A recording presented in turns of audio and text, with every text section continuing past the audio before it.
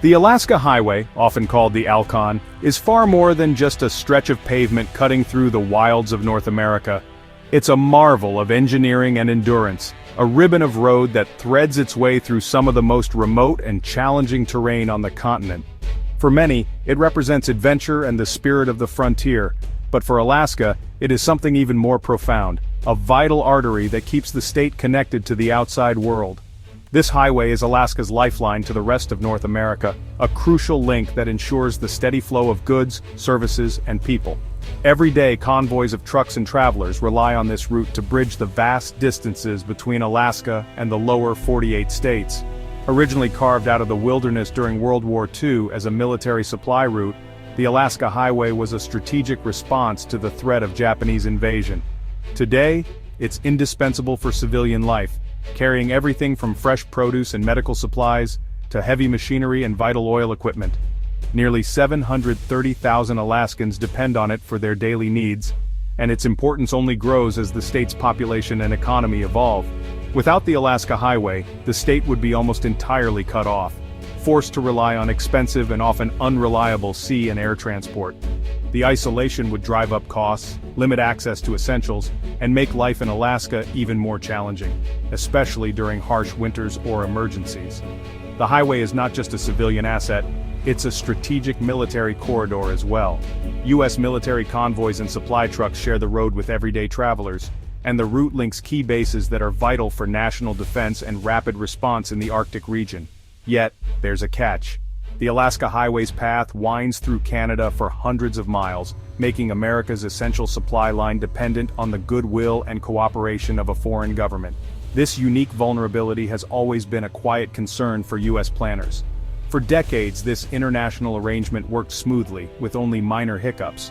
But recently, a new trade dispute has erupted, turning the highway from a symbol of cooperation into a geopolitical flashpoint. Suddenly, the free flow of goods and people is no longer guaranteed. Now, the once reliable artery is being squeezed by border delays and political tension, with consequences that ripple far beyond the highway itself, affecting families, businesses, and the very security of Alaska. In a bold and unprecedented move, British Columbia's government decided to impose tolls on the Alaska Highway, a vital artery connecting the continental United States to Alaska. This controversial decision was a direct response to the mounting pressure from escalating U.S. tariffs, particularly those targeting BC's softwood lumber industry, which had already been battered by years of trade disputes. The tolls were not just a financial measure, they were a clear signal that BC was willing to fight back against what it saw as unfair economic aggression from its southern neighbor. As layoffs mounted and communities dependent on forestry and trade faced growing uncertainty, the provincial legislature acted swiftly. The Economic Stabilization Tariff Response Act was passed, granting the government sweeping powers to impose tolls on U.S.-bound trucks and other retaliatory measures. The move was met with both anxiety and applause. Some saw it as a necessary stand, while others worried about the risks of escalating the conflict. Premier David Eby, facing intense scrutiny, defended the tolls as a crucial measure to protect BC jobs and industries. He argued that the province could no longer afford to be passive in the face of repeated U.S. trade actions. However, critics, ranging from business leaders to political opponents, warned that the tolls could backfire, deepening economic pain and straining cross-border relations even further. Practically overnight, familiar way stations along the Alaska Highway were transformed into toll booths. Truckers, many of whom had driven the route for decades, now faced new fees that added hundreds of dollars to each trip. The sudden change sent shockwaves through the transportation industry, with some companies warning of higher costs for goods and potential supply chain disruptions. The Alaska Highway, long seen as a symbol of cooperation and shared interests between Canada and the United States, was now at the center of a high-stakes standoff. With Canada controlling this critical route, the highway became a powerful bargaining chip, one that could not be ignored by American policymakers or businesses reliant on the flow of goods to Alaska. The ripple effects were immediate. Other provinces quickly joined the fray. Ontario announced new surcharges on electricity exports to the U.S., while Yukon pledged to limit American purchases of key resources. The sense of unity among Canadian provinces was palpable, as leaders from across the country rallied to defend their economic interests. The message from Canada was unmistakable. The era of quietly absorbing U.S. economic blows was over. Instead, the country was prepared to stand up for itself, even if it meant risking a broader trade war. Protests erupted, and Canada First became a rallying cry for those demanding a tougher stance. As trucks rolled through the new tolls under the fading light, it was clear. The Alaska Highway had become the front line in a new and uncertain era of North American trade relations, with both sides bracing for what might come next. For Alaskans, the tolls were an immediate shock. Trucking companies, already operating on thin margins, passed the new costs to businesses and consumers. Grocery prices, already high, soared, making basics like milk and produce even less affordable. Retailers, construction, and the oil industry all faced delays and higher costs. The sense of isolation deepened as supply chains grew unpredictable. Families moving north and seasonal workers found the journey prohibitively expensive. The tolls didn't just raise prices, they severed Alaska's sense of connection to the rest of the country. The open road of the Alcan now felt like a barrier. Washington and Alaskan leaders hit back fast. Senator Dan Sullivan threatened to waive the Passenger Vessel Services Act, allowing cruise ships to bypass BC ports entirely. This would devastate Vancouver and Victoria, which rely on cruise tourism for billions in revenue. The threat was clear. If BC squeezed Alaska, the US would squeeze BC's tourism industry. The dispute escalated from a trucking issue to a high-stakes standoff, with both sides wielding powerful economic weapons. Anxiety gripped BC's tourism sector as the US showed it wouldn't let Alaska's supply line be held hostage. The chess game intensified, with each side threatening the other's most valuable assets. The economic battle lines were drawn. The sudden imposition of tolls sent shockwaves through the Pentagon and alarmed US military planners at every level.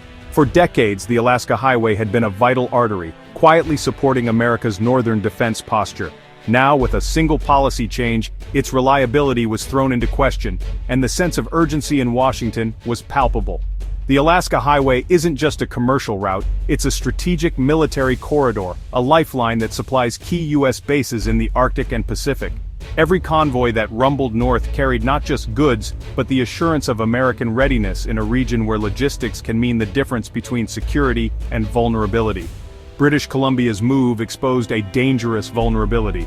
Suddenly, America's military supply line could be disrupted by a foreign province, raising the specter of outside influence over national security. The realization that a single provincial government could choke off access to such a critical route sent policymakers scrambling for solutions. The Pentagon began urgently reassessing its reliance on the highway.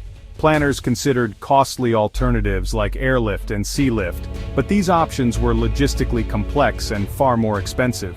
The idea of rerouting supplies by air or sea underscored just how dependent the US had become on this single overland route. The dispute also reopened old wounds. Many Americans vividly recalled that the Alaska Highway was built by the US Army during World War II, a massive engineering feat undertaken for the sake of joint defense. The memory of American soldiers braving harsh conditions to carve a path through the wilderness was still strong in the national consciousness.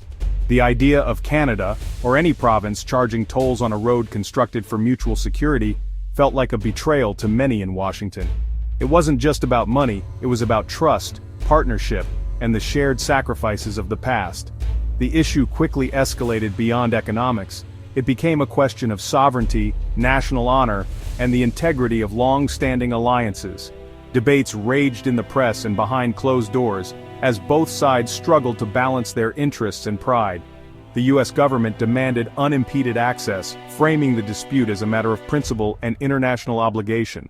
American officials insisted that the highway remain open and free, not just for commerce, but for the defense of the continent itself. As negotiations intensified, the stakes had never been higher. The outcome would shape not only the future of the Alaska Highway but the very nature of US-Canadian cooperation in the north. BC's tolls fractured Canadian unity. Yukon, dependent on the highway, was blindsided and feared economic fallout. Premier Ranj Pillai worried Yukon would suffer from a trade war it didn't start. Alberta and Saskatchewan quietly supported BC, seeing it as justified pushback against US protectionism. Ontario and Quebec, deeply tied to US trade, urged Ottawa to de-escalate, fearing broader retaliation. The federal government was caught between defending BC and protecting national economic interests. The Team Canada front cracked, revealing deep regional divisions. Canada was no longer united on how to handle its powerful neighbor. The toll dispute did more than disrupt trade, it poisoned the US-Canada relationship. Decades of friendship gave way to sharp rhetoric and public threats. Diplomatic channels failed. Leaders postured for domestic audiences. The conflict became about national pride, not just policy. The open border began to feel like a real barrier, straining communities and families. Words like trade war and retaliation replaced talk of partnership. Trust eroded, and the psychological divide grew. The Alaska Highway dispute threatened to leave a lasting scar on one of the world's closest alliances. As of September 2025, the standoff continues. Tolls remain, and Alaskans pay the price. BC's tourism industry faces the threat of cruise ships bypassing its ports. Both sides are entrenched, with no diplomatic breakthrough in sight. The risk of escalation and a full-blown trade war looms large. Canada's internal divisions persist, weakening its negotiating position. The US refuses to back down on an issue of state security and pride. The Alaska Highway, once a symbol of partnership, now marks a cold, uncertain divide between two former friends.